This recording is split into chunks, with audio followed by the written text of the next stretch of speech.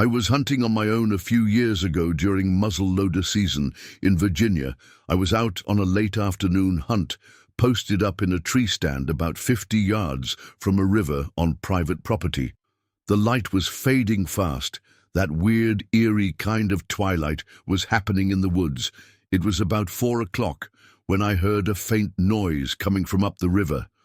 At first I thought it was just the wind, but then I realized that it was voices. I tried to make out what they were saying, but the words didn't come through clearly. I could just hear murmurs, then the sound of someone paddling slowly. A small canoe came into view, gliding down the river towards me. There were 2 guys in the canoe, and they weren't making much noise, just talking quietly as they paddled. They were probably 100 yards away at first, but they slowly came closer, and before long, they were right in front of me and pulled up onto the bank of the river. They didn't notice that I was there at all, since I was up in the tree in a smaller stand. The thing that struck me at first was how they didn't have anything with them.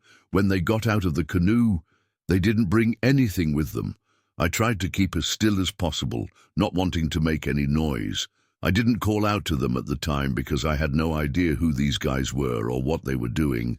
They got out of the canoe and went up to the bank, then began relieving themselves, basically peeing right under where my stand was. They clearly had no awareness that someone was above them. After a few minutes, they started walking off into the woods, heading deeper into the private property. They didn't look back, just walked straight into darkening trees. By the time I finally climbed down and headed out, wrapping up my hunting, their canoe was still there. They were gone for a while now in the woods, and the only sign of them was the canoe that they left on shore on my way out. I walked by their canoe, and other than the paddle, there was nothing in it at all. It felt like these guys had just disappeared into the woods with nothing on them and nothing in their canoe, completely empty-handed. It was private property, and they likely weren't supposed to be there, but I had no clue who they were, and just maybe they did have permission to be there. So I left. I came back hunting the next weekend to the same spot, and when I arrived, that same canoe was still there. I don't think it ever left from when the men first arrived last week. The canoe was filled with leaves and other forest debris. This time I messaged the owner of the property that I think a canoe had been sitting on their land for a whole week, and about the guys who walked into the woods and left it there. Some people drove 4-wheelers through the woods, searching for the guys I'd seen, but they were never found. It was a huge plot of land, though, and would be very difficult to search all of it. I still hunt there often, and to this day the canoe still sits there untouched, apparently abandoned by the 2 men who walked into the woods with no gear on them. Everything about it is very mysterious, and I assume that those 2 men are dead somewhere in the woods, but I doubt I will ever be able to find out the truth of what really happened. I was out for an early morning hunt one fall morning. It was still an hour before sunup, and I was walking to my stand in the darkness. I began to hear noises in the forest behind me. I thought I was overreacting at first, because who hasn't thought they heard a scary noise in the pitch dark before? But then I kept going, and step after step behind me, I knew someone was following me. Now I spun around fast and raised my gun, ready to confront whoever was behind me. However, the beam from my headlight flashed across the trees, and the light also caught the scope of my rifle for a second. I couldn't see a thing. I had been blinded by my headlamp reflecting on the scope of my gun, and in that time whoever was behind had already stepped off the path and into the woods. I stood still for a moment waiting, but nothing moved in the dark. I kept walking towards my stand, hoping that it was just a curious animal that had been following me, but only a minute later, off to my right, I saw a light appear in the woods. Someone was out there, maybe 75 yards away, and they were walking parallel with me, a steady beam from a flashlight moving along through the trees, keeping pace with me. I turned off my headlight and crouched down with my gun ready, and just sat there for a moment. Not long after, I turned out my own light. The person in the woods swept their light back at and forth for a second, and then shut off. As I stood there holding my gun, waiting to hear any movement, I heard 2 low voices of men talking quietly to each other. I couldn't make out any words, just a low murmur of conversation as quietly as I could.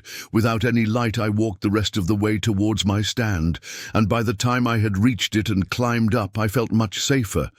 I stayed there waiting for daylight, and as the woods began to brighten with the rise of the sun, I kept looking around the woods. I didn't see any deer during my hunt, but part of me was honestly keeping more of an eye out for those two men who had been following me. Instead of any deer, there were no sign of them for many hours, so I was feeling better now, figuring they had been long gone by now when it was time for lunch. I climbed down the deer stand, walked around while eating some food, and checked a rub line from a buck about 100 yards to my left to see how fresh it was. When I got back to my stand, there was a dead rabbit at the base of my stand. The head had been neatly cut off, and the wound was still steaming. The rabbit was limp, but there was no blood or footprints anywhere nearby. I don't think any other animal could have done this to the rabbit, and the men must have still been around watching me.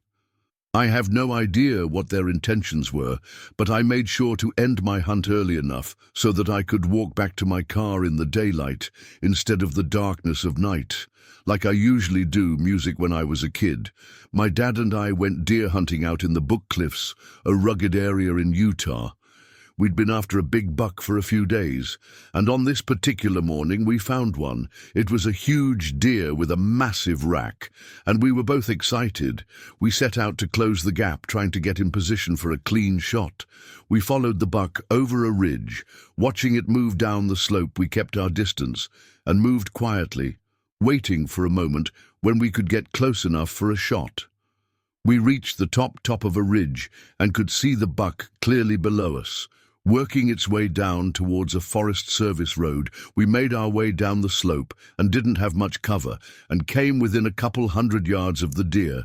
The slope was wide open for the most part, and the only thing we could do was lie down behind a small stump that had been partially knocked over, hoping that the deer would not notice us.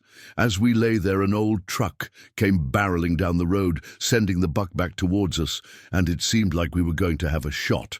Pretty soon, we were still lying flat on the ground and were wearing bright orange vests. There was no way that anybody would mistake us for anything other than hunters, but the truck pulled over and stopped on the road, cutting their engine. I could hear the sound of doors opening, and then just like that, shots rang out. The first bullet buzzed past me. It felt really close to me, and I heard it sizzle in the air as it passed by. Then another shot rang out. This time it hit the stump next to my dad, just to his left. I was in total shock, but my dad instantly dropped down onto me, covering me with his body, and he kept yelling and waving his orange hat above his head in the air. However, the shots from the truck down the road continued.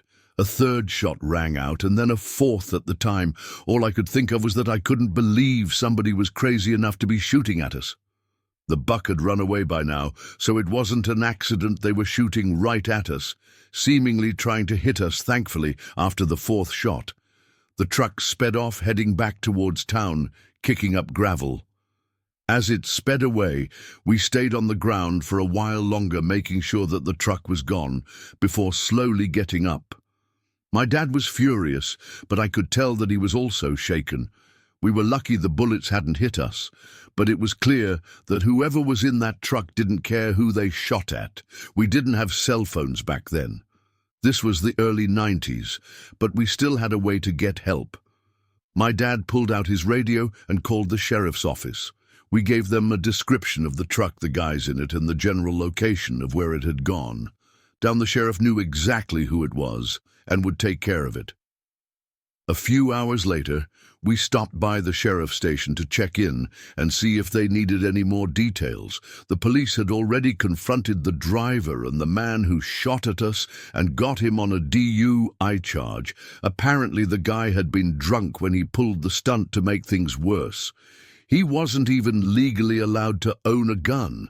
They didn't have enough to charge him with shooting at us, but they made sure he paid for what he'd done, and he was going to jail for a while. I don't know what happened with the other guys in the truck. I'm guessing they got away with no charges at all, because they weren't driving. I was just a kid at the time when this happened. and I wasn't fully aware of how evil some people could be. But that day out hunting changed the way I viewed the world from then on out. This happened one night. At the start of bow hunting season, my roommate Kyle had been out hunting that evening, and he texted me around 9 p.m. He said that he had shot a doe and needed my help to drag it out. I came straight from my work shift earlier that night, so I didn't get there to help him until around midnight. When I pulled up, Kyle was waiting for me by his truck, and we set off into the woods to track the doe. The forest was thick and with no moon. The only light we had was from our headlamps, which barely lit the ground in front of us. We followed the blood trail for an hour, which eventually led us to where the doe was by a small stream. We gutted it right there, trying to move quickly but carefully, so we wouldn't ruin the meat. Once we were done, we started pulling it back towards the truck. Dragging the doe through the woods was a pain. It was tough terrain, and it was so dark that it felt like we were walking blind. We were about 34 seconds of the way back to the truck when we heard the first howl. We began hearing more and more howls, which sounded like they were getting closer and closer to us.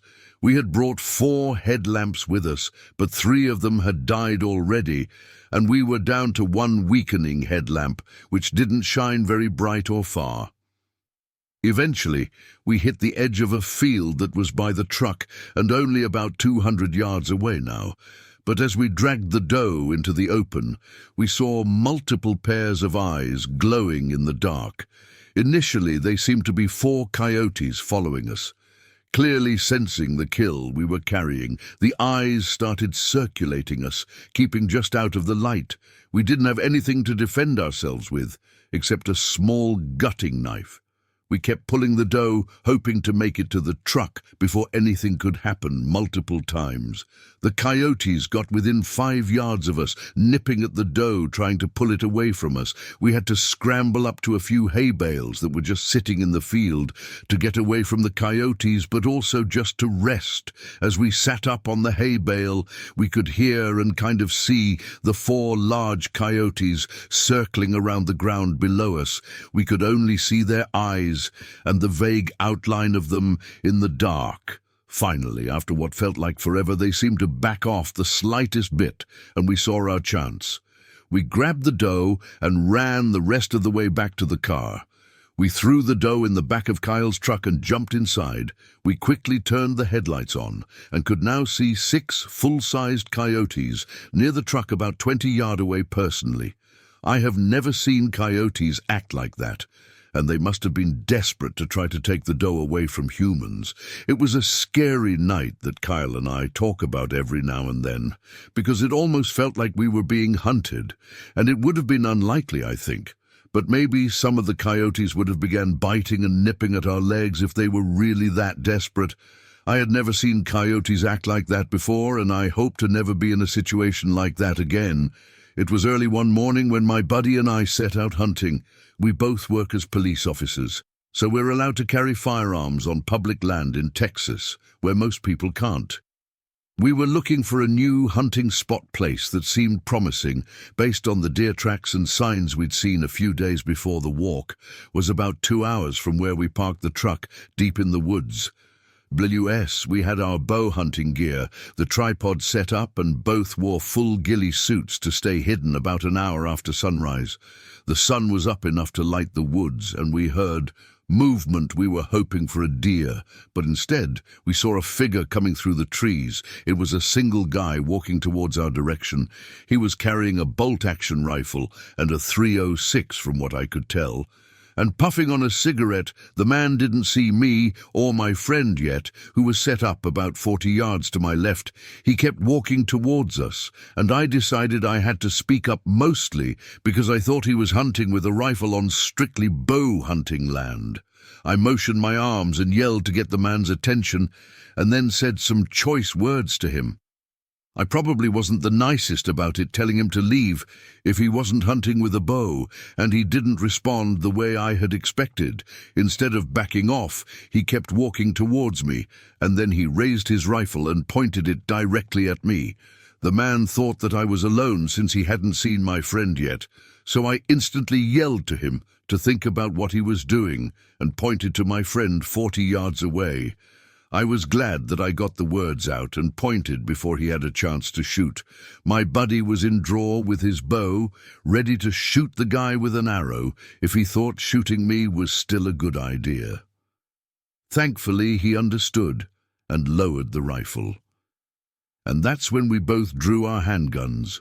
We moved fast, getting the guy on the ground, and zip-tying his hands behind his back. He didn't say a word and looked completely defeated.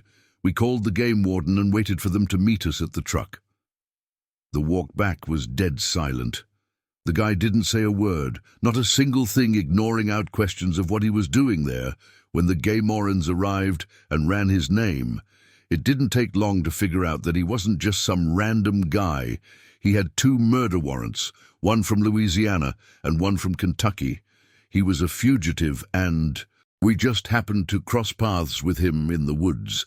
They took him into custody, and a year later he was sentenced to life in prison. We did go back to get our tripods after everything settled down, and both of us ended up getting deer that day. Not only did I get a deer, but I got a really good scare as well, having a rifle aimed directly at me by a murderer.